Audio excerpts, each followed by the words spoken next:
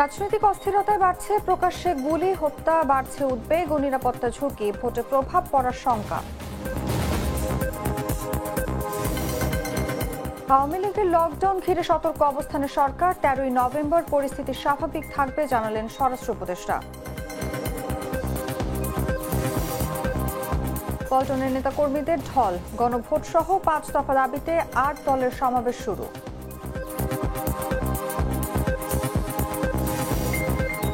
বাংলাদেশ পাকিস্তান নেপাল সীমান্তে উচ্চ সতর্কতা জারি ভারতের। দিল্লির বিস্ফোরণে তাজমহল ঘিরে কয়েক স্তরের কঠোর নিরাপত্তা। এবং 14ই নভেম্বর অ্যাঙ্গোলার বিপক্ষে খেলবে আর্জেন্টিনা। টিকা না দেয়ায় দল থেকে বাদ আলভারেজ সহ 3 জন।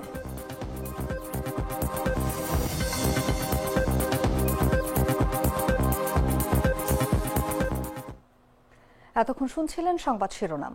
দর্শক, আমন্ত্রণ দুপুর 3টা সংবাদে। সঙ্গে আছি আমি অনুভা বিশ্বাস।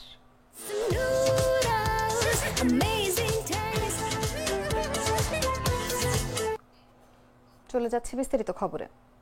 জাতীয় নির্বাচন সামনে রেখে দেশে বাড়ছে রাজনৈতিক অস্থিরতা ও সহিংসতা। চট্টগ্রাম থেকে ঢাকায় পরপর ঘটছে প্রকাশ্যে খুন ও গুলির ঘটনা। লুট হওয়া অস্ত্রের ব্যবহার, দফায় দফায় বিস্ফোরণ আর আগুন, সব মিলিয়ে বাড়ছে উদ্বেগ ও নিরাপত্তা ঝুঁকি। অপরাধ বিশ্লেষকরা বলছেন, মূলত রাজনৈতিক অস্থিরতার কারণেই গোলাগুলি বা হত্যাকাণ্ডের মতো ঘটনা ঘটছে। এই ধরনের আগ্নেয়াস্ত্রের ঝনঝনানি থামানো না গেলে নির্বাচনের আগে অস্থিরতা আরও বাড়তে পারে, যা ভোটে প্রভাব ফেলবে বলে মত বিশ্লেষকদের। তৌহিদুজ্জামান তন্ময়ের পাঠানো তথ্যে বিস্তারিত জাগো ডেস্ক রিপোর্টে।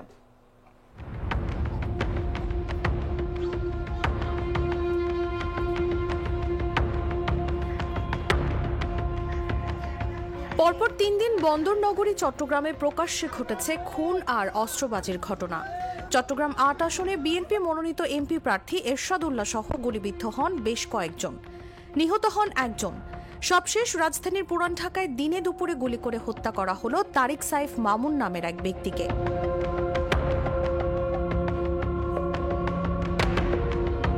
এর আগে মুন্সিগঞ্জে বিএনপির দুপক্ষের বিরোধের জেরে 1 সপ্তাহের ব্যবধানে দুজনকে গুলি করে হত্যা করা হয়। এছাড়া দেশের বিভিন্ন জেলায় ঘটছে অস্ত্রবাজি ও গুলির ঘটনা। আগ্নেয়াস্ত্র ব্যবহার করে একের পর এক গোলাগুলির ঘটনায় বাড়ছে উদ্বেগ, উৎকণ্ঠা।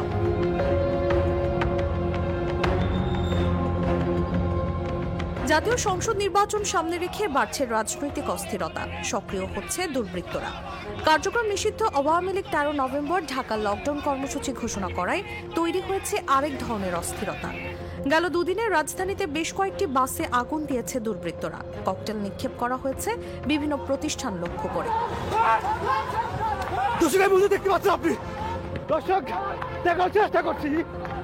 এছাড়াও গেল বছর 5 আগস্টের পর পুলিশের লুণ্ঠিত বিপুল সংখ্যক অস্ত্র ও গোলাবারুদ এখনও উদ্ধার হয়নি। গোয়েন্দা তথ্য বলছে, ঢাকা ও চট্টগ্রামের সাম্প্রতিক কয়েকটি খুন, বড় ছিনতাইয়ের ঘটনায় লুট হওয়া অস্ত্র ব্যবহার হয়েছে। অস্ত্র কার হাতে গেছে, কোথায় পাচার হচ্ছে, এসব তথ্য জানার পরও যথাযথ অভিযান চালানো হয়নি বলে অভিযোগ।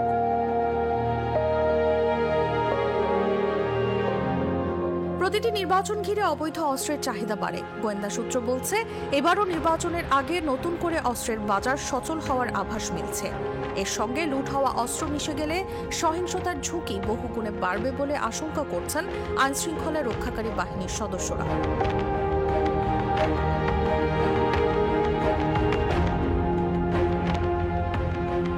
অপরাধ বিশ্লেষকরা মনে করছেন, মূলত রাজনৈতিক অস্থিরতার কারণেই গোলাগুলি বা হত্যাকাণ্ডের মতো ঘটনা ঘটছে।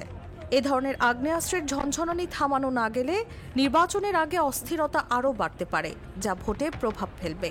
এক্ষেত্রে আইনশৃঙ্খলা রক্ষাকারী বাহিনীকে এখনই কঠোর হওয়া দরকার বলে মত বিশ্লেষকদের। তসলিমা তিথি, জাগো নিউজ।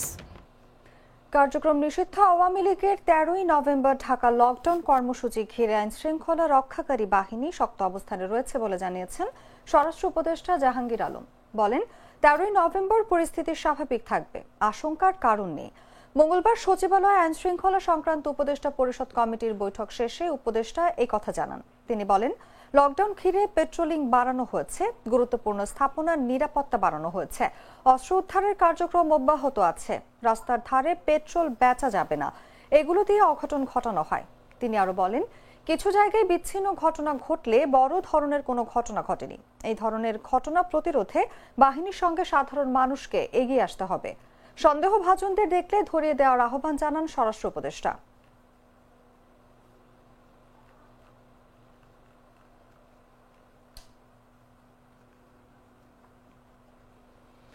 ত্রয়োদশ জাতীয় সংসদ নির্বাচনকে সামনে রেখে রাজনৈতিক দল ও প্রার্থীর আচরণ বিধিমালা 2025 প্রকাশ করেছে নির্বাচন কমিশন। সোমবার রাতে এই আচরণ বিধি জারি করা হয়।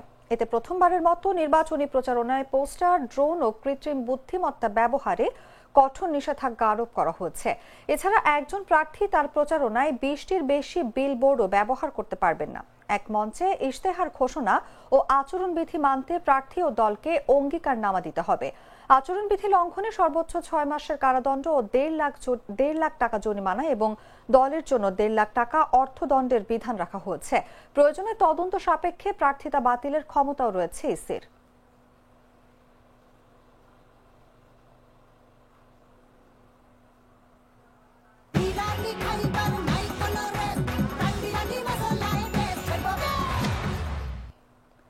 জুলাই জাতীয় সনদ বাস্তবায়ন আদেশ জারি এবং ওই আদেশের উপর নভেম্বরের মধ্যেই গণভোট আয়োজন সহ 5 দাবিতে রাজধানীর পল্টন মোড়ে 8 দলের সমাবেশ শুরু হয়েছে।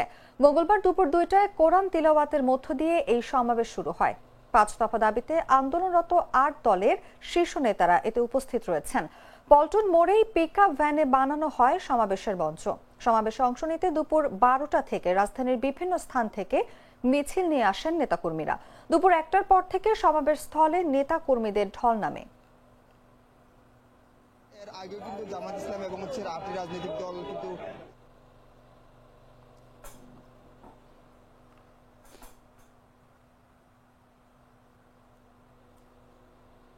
আজকে কিন্তু তারা এই 5 দফা দাবি নিয়ে কিন্তু এখানে অবস্থান করছে। এবং বলে রাখি যে এই মুহূর্তে কিন্তু আপনারা দেখতে পাচ্ছেন জামাতের সাথে 8টি রাজনৈতিক দল কিন্তু ইতিমধ্যে পল্টন মোড়ে তাদের নেতাকর্মী সহ কিন্তু জড়ো হতে শুরু করেছে। ইতিমধ্যে আমরা দেখতে পাচ্ছি নেতাকর্মীদের যে ঢল নেমেছে এই পল্টন মোড়ে, সেই চিত্রটি কিন্তু আপনাদের দেখানোর চেষ্টা করছি। জামাত ইসলামের নেতৃত্বে 5 দফা দাবিতে কিন্তু তারা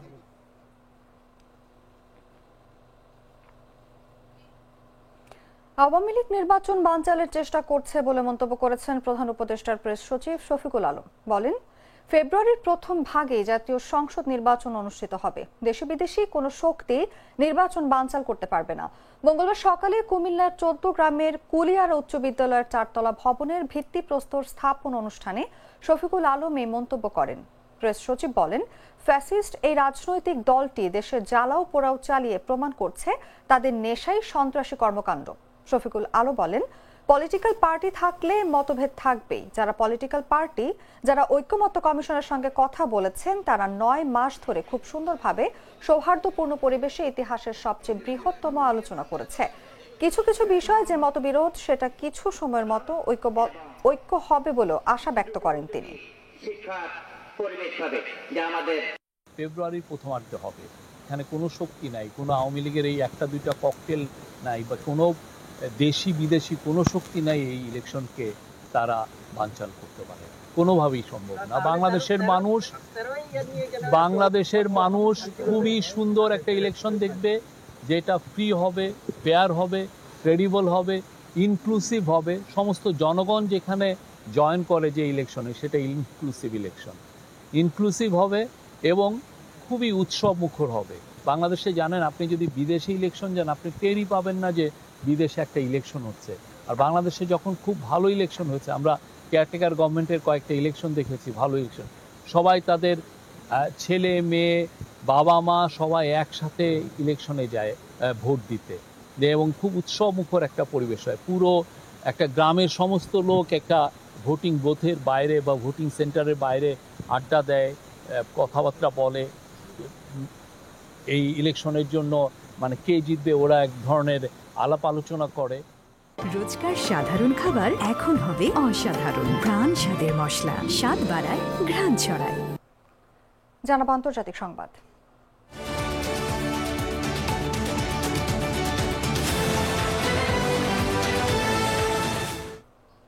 দিল্লির লাল কেল্লার কাছে ভয়াবহ বিস্ফোরণের পর পাকিস্তান, বাংলাদেশ ও নেপাল সীমান্তে উচ্চ সতর্কতা জারি করেছে ভারত। সোমবার রাতেই আন্তর্জাতিক সীমান্তগুলোতে নিরাপত্তা কড়াকড়ি করা হয়। সীমান্তরক্ষী বাহিনী পাঞ্জাবের ভারত পাকিস্তান সীমান্ত জুড়ে নজরদারি বাড়িয়েছে বলে জানা গেছে। একই সঙ্গে উত্তরপ্রদেশ নেপাল সীমান্ত ও দেশের অন্যান্য সেনা চৌকিগুলোতেও কড়া নিরাপত্তা ব্যবস্থা গঠন করা হয়েছে। সীমান্তগুলোতে টহল ও চেকপোস্ট বৃদ্ধি, আরও নজরদারি টহল ও টিম মোতায়েনের নির্দেশ দেওয়া হয়েছে। এর আগে সোমবার স্থানীয় সময় সন্ধ্যা ৬:৫২ দিল্লির ঐতিহাসিক লাল কেল্লা মেট্রো স্টেশনের কাছে একটি হুন্ডাই i20 গাড়িতে বিস্ফোরণ ঘটে। বিস্ফোরণটি এতটাই প্রবল ছিল যে আশেপাশের এলাকায় ছড়িয়ে পড়ে ছিন্ন ভিন্ন মরদেহ ও কয়েকটি গাড়ি একেবারে ধ্বংসস্তূপে পরিণত হয়।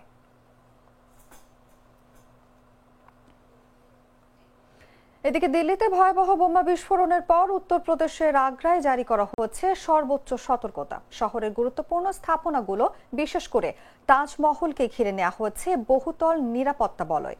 মঙ্গলবার আগ্রা পুলিশ কমিশনার দীপক কুমার নিজে পুরো টিম নিয়ে তাজমহলের আশেপাশে নিরাপত্তা ব্যবস্থার সরেজমিন পরিদর্শন করেন।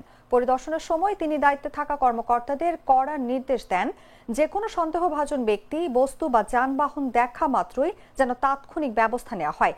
তিনি আরও জানান, তাজমহল এলাকায় মোতায়েন সরকারি বাহিনীর সব সদস্যকে সর্বোচ্চ সতর্ক অবস্থায় রাখা হয়েছে। নিরাপত্তা জোরদারে তল্লাশি ও নজরদারিও আরও বাড়ানো হয়েছে, যাতে কোনোভাবেই অঘটন ঘটতে না পারে।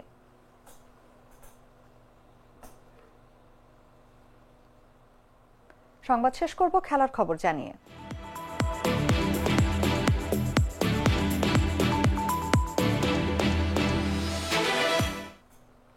বছরের শেষ প্রীতি ম্যাচে আগামী 14 নভেম্বর অ্যাঙ্গোলার বিপক্ষে খেলবে আর্জেন্টিনা। সেই ম্যাচের জন্য আর্জেন্টিনার স্কোয়াডে ছিলেন হুলিয়ান আলভারেজ, নাহুয়েল মোলিনা ও জুলিয়ানো সিমিওনে। তবে অ্যাঙ্গোলার বিপক্ষে প্রীতি ম্যাচের দল থেকে তাদেরকে প্রত্যাহার করে নেওয়া হয়েছে। মূলত হলুদ জ্বরের টিকা না নেয়ায় এই 3 আর্জেন্টাইনকে দল থেকে বাদ দেওয়া হয়েছে। তারা যথাসময়ে টিকা নেননি বলে নিশ্চিত করেছে আর্জেন্টিনা ফুটবল ফেডারেশন। এতে আর্জেন্টিনার দলে জায়গা হচ্ছে না তাদের। তার পাশাপাশি এই 3 ফুটবলারের সঙ্গে এই ম্যাচে খেলতে পারবেন না এনজো ফার্নান্দেজও। ডান হাঁটুতে চোট পাওয়ায় দল থেকে ছিটকে গেছেন চেলসির মিডফিল্ডার এনজো ফার্নান্দেজ। তার বদলি হিসেবে কেভিন ম্যাক অ্যালিস্টারকে দলে নিয়েছে আর্জেন্টিনা। প্রথমবারের মতো জাতীয় দলে ডাক পেয়েছেন অ্যালেক্সিস ম্যাক অ্যালিস্টারের ভাই। এদিকে সেই 3 ফুটবলার দল থেকে বাদ পড়ায় আর্জেন্টিনার দলে ডাক পেয়েছেন ম্যানচেস্টার ইউনাইটেডের ডিফেন্ডার লিসান্ড্রো মার্টিনেজ।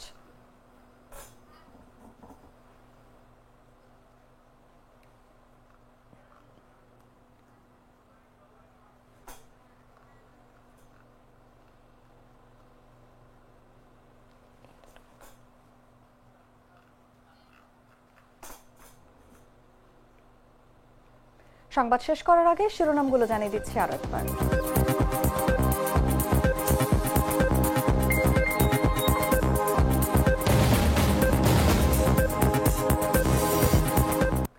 রাজনৈতিক অস্থিরতা বাড়ছে, প্রকাশ্যে গুলি, হত্যা, বাড়ছে উদ্বেগ ও নিরাপত্তা ঝুঁকি, ভোটে প্রভাব পড়ার শঙ্কা। আওয়ামী লীগের লকডাউন ঘিরে সতর্ক অবস্থানে সরকার। 13ই নভেম্বর পরিস্থিতি স্বাভাবিক থাকবে জানালেন স্বরাষ্ট্র উপদেষ্টা। পল্টনের নেতাকর্মীদের ঢল, গণভোট সহ 5 দফা দাবিতে 8 দলের সমাবেশ শুরু।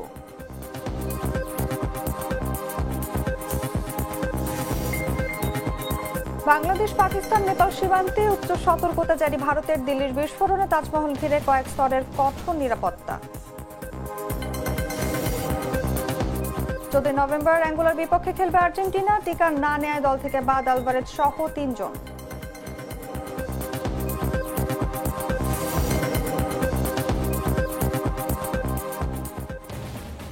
দর্শক, এই ছিল এখনকার মতো। এরপর বিকেল 5টায় দেখবেন দেশ জুড়ে সংবাদ। প্রতি মুহূর্তে সর্বশেষ খবর জানতে ভিজিট করুন jagonews24.com। ফলো করুন আমাদের ভেরিফাইড ফেসবুক পেজ এবং সাবস্ক্রাইব করুন জাগো নিউজের ইউটিউব চ্যানেল। ধন্যবাদ সবাইকে।